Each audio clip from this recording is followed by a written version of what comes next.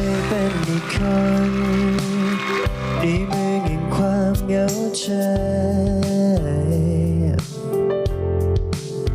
ที่ไม่เคยมีตัวตน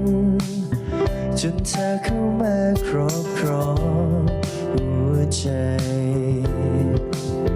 เหมือนว่าห้องของฉันกับเปลี่ยนสีไปมันสวยงามเกินกว่าจะพบได้ที่ใดโอ้เวลา